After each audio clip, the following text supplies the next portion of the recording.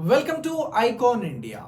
మీరు రాయబోయేటువంటి ఏ ఎగ్జామ్లోనైనా కామన్గా కనిపించేటువంటి క్వశ్చన్ ఒక్కటైనా ఉంటుంది, నీతి ఆయోగ్ పైన.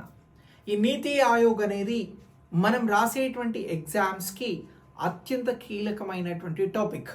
సో ఈ టాపిక్ నుంచి ప్రశ్న ఉంటుంది కాబట్టి దీని గురించి మనం ఈ వీడియో ద్వారా నేర్చుకుందాం. మీరు ప్రిపేర్ అవుతున్నటువంటి ఉద్యోగాలకి ఐకాన్ ఇండియా ఆన్లైన్ ఆఫ్లైన్ క్లాసెస్ని అందిస్తూ ఉంది.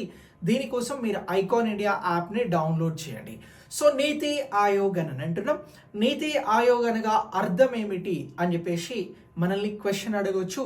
ఇలా క్వశ్చన్ అడిగితే మనం చెప్పాల్సింది national institute for transforming India అని చెప్పేసి ఆన్సర్ చెప్పాల్సి ఉంటుంది.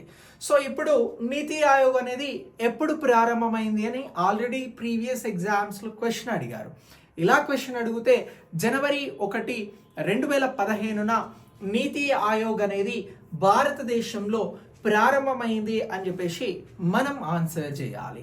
మరి నీతి ఆయోగ్ అనేది 2015లో ప్రారంభం అవ్వడానికి కారణం ఏంటి అని అంటే, అంతకుముందు భారతదేశానికి ప్రణాళికలను అందించినటువంటి ప్రణాళికా సంఘంని రద్దు చేయడం జరిగింది.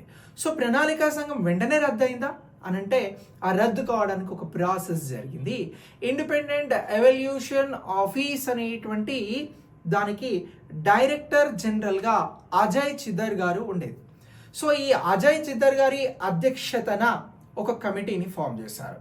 ఈ అజయ్ చిద్దర్ గారి కమిటీ మే 29, 2014 ఏం చేసింది అని అంటే ఒక రిపోర్ట్ని ఇచ్చింది భారత ప్రభుత్వానికి.